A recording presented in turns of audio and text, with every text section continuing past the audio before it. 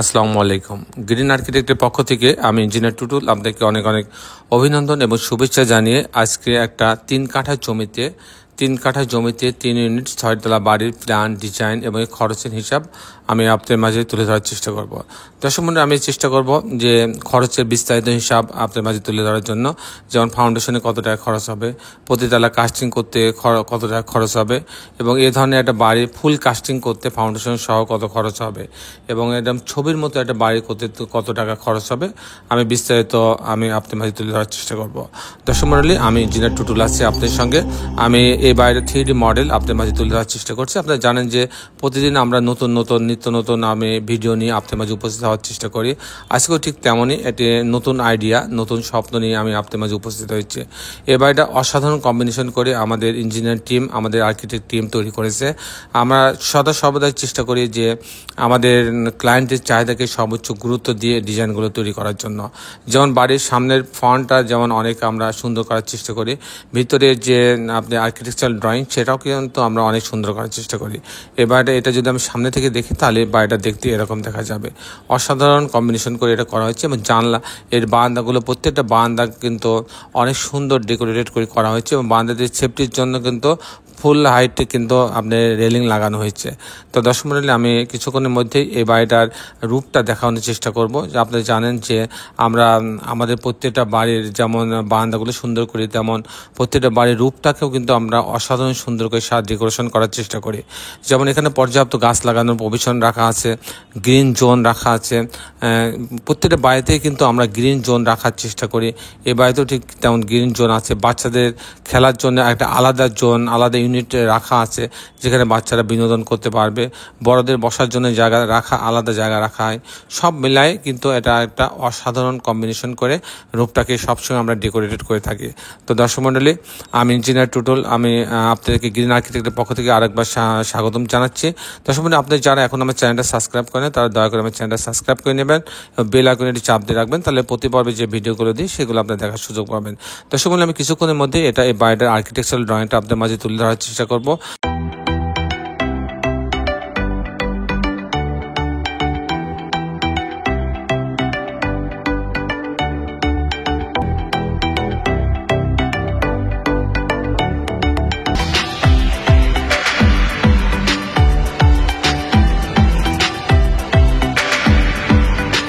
যে আর্কিটেকচারাল ড্রয়িংটা কীভাবে গ্রাউন্ড ফ্লোরটা সাজানো হয়েছে, তারপরে ফার্স্ট প্রতিটা টিপিক্যাল ফ্লোরটা কীভাবে সাজানো হয়েছে সেটা দেখানোর চেষ্টা করবো।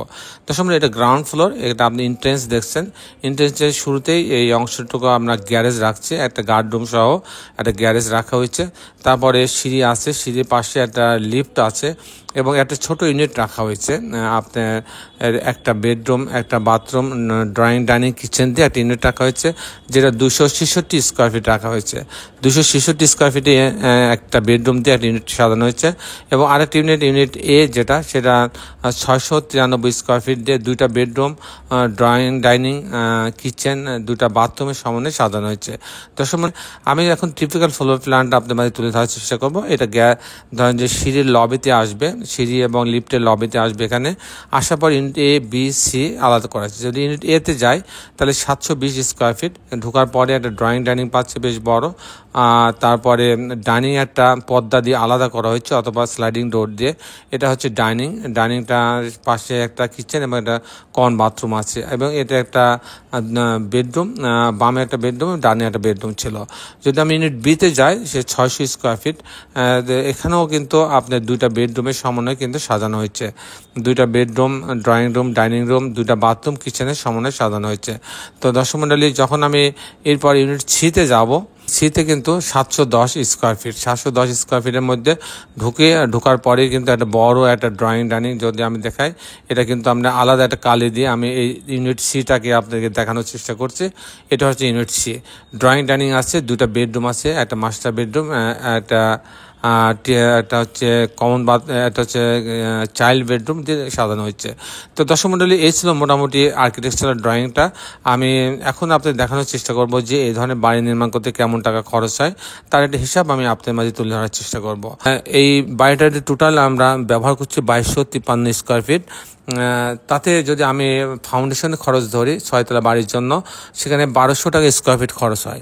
সেক্ষেত্রে 1200 থেকে 1000 টাকা স্কোয়ার ফিট খরচ হয়। যদি আমি 1000 টাকাও ধরি, তাতে 22 লক্ষ টাকা, পাইলিং বাদে কিন্তু 22 লক্ষ টাকা খরচ হবে। সাধারণত পাইলিং, এ বাড়িতে পাইলিং লাগে নাই, তাহলে 22 লক্ষ টাকা খরচ হবে হচ্ছে ফাউন্ডেশনে। এরপর যদি আমি কাস্টিং করি, কাস্টিং বলতে বিম, কলাম, ছাদ, ঢালাই। বিম, কলাম, ছাদ, ঢালাই এই কাস্টিং যদি আমি করি, তাহলে প্রতি তালাতে প্রতি স্কোয়ার ফিটে 600 টাকা খরচ হবে। 600 থেকে 650 টাকা খরচ হয়। সেই হিসাবে যদি আমি 600 টাকা ধরি, তাহলে 13.5 লক্ষ টাকা খরচ হবে প্রতি তালাতে কাস্টিং করতে।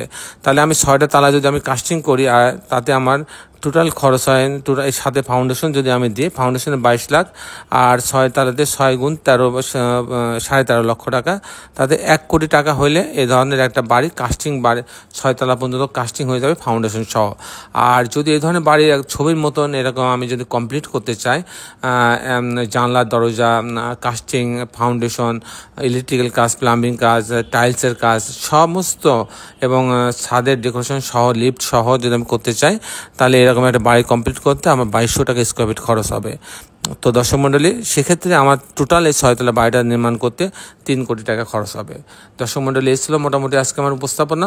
আপনি যারা এখনও আমার চ্যানেলটা সাবস্ক্রাইব করেন না, তারা দয়া করে আমার চ্যানেলটা সাবস্ক্রাইব করে নেবেন।